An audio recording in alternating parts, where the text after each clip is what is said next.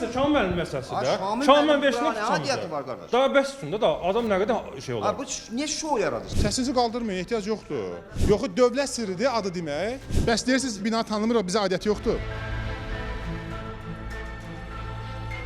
Böyük zəhmət və əziyyətlə pul yığ və yaxud da bankdan kredit götür gəl, çox mərtəbəli yeni tikildən ev al, amma uzun illər yaşa, çıxarış ala bilmə və özünü hesab etdiyin evdə sanki bir qonaq kimi yaşa. Çünki çıxarışın olmadığına görə bir gün həmin evdən səni çıxarda bilərlər. Nəsimi rayonunda 4-cü mikrorayon Mircələr küçəsi 34 ünvanında Atlas MTK-nın tikdiyi binada 6 ildən çoxdur yaşayış var, sənədləri ala bilmirik, çıxarış ala bilmirik. Binada qanunsuz tikililər olduğuna görə binaya çıxarış vermirlər. Buradan ev almaq üçün nə qədər pul verdiniz belə deyək? Valla burada hal-hazırda mənzilin kvadratı 2000-2500 manat arasıdır. Yəni dediyim oldu ki, bir xeyli pul vermisiniz də. Bəli, əlbəttə ki. Və bu pulu verəndə dillər çıxarış olacaqmı? 100%. Deyildi ki, çıxarışla təmin olunacaq qısa bir müddət ərzində. Üstündən 5 il keçməsinə baxmayaraq, biz sakinlər olaraq çıxarış ala bilmirik. Bura binanın 18-ci mərtəbəsidir, amma iddia olunur ki, layihədə bina 16 mərtəbə nəzərdə tutulur və buna görə də bina istismara qəbul olunmur. Yazdığımız rəsmi məktublara cavab olaraq Nəsimi rayon İcra Hakimiyyəti, Fövqəladə Hallar Nazirliyi və Şəhərsalma Arxitektura Komitəsi öz rəsmi cavablarında bildirdi ki, burada artıq tikili olduğuna görə istismara qəbul olunmur. O yüzden də mənzillərə çıxarış verilməsi mümkün deyil. Bəs indi binanın idarə etməsi kimdədir? MTK-da yoxsa? Hələ də MTK-dadır, bütün kommunal adlandırılan xərcləri də onlar yığırlar. Qeyri-rəsmi ödənişlərdir tərəfimizdən həyata keçirilir.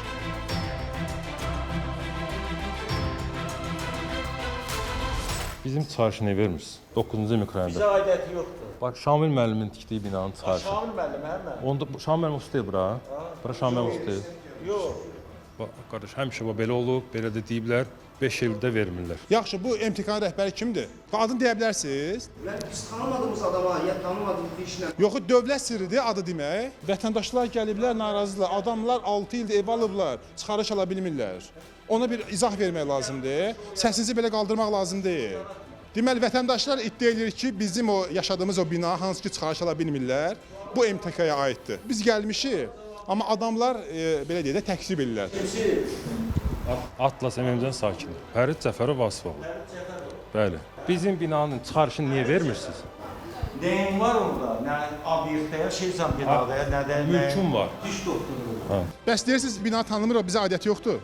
İndi məlum oldu, o dedik. 6 ildir də bezmişik də. Yavaş-yavaş verirlər də.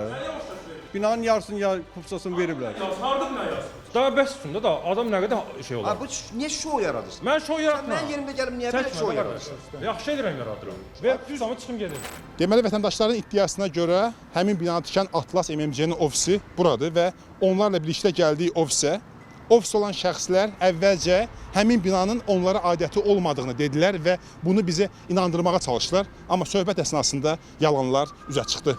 Bakı şəhər Nəsimi rayonu 4-cü mikrorayon 3169-cu məhəllə ünvanında Atlas Plaza MMC-yə yaşayış binasının tikintisinə verilmiş icazə əsasında tikinti quraşdırma işləri aparılmışdır.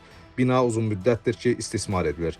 MMC-nin razılaşdırılmış layihədən kənarlaşaraq əlavə mərtəbə tikdiyini nəzərə alaraq istismara hazırlıq aktı rəsmiləşdirilməmişdir. Yaşayış binası mövcud vəziyyətdə müvafiq qurumlarla layihə sənədləri razılaşdırılmalı və tikintiyə icazə alındıqdan sonra istismara hazırlıq aktının rəsmiləşdirilməsinə baxıla bilər.